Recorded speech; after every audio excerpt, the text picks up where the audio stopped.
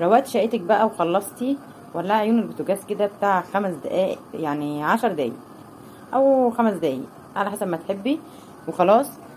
ومعانا بقى هنا ازازه البرفين دي، اي برفين عندك بتحبيه، اي معطر، اي حاجه عندك بتحبيها، وروحي واخداها كده. وبعد ما تولعي زي ما قلت لك، بصي شايفه انت البخار ده بيعمل لك ريحه في الشقه، ممكن اقسم بالله بتاع يوم يومين بيعمل لك ريحه جميله قوي قوي قوي في الشقه.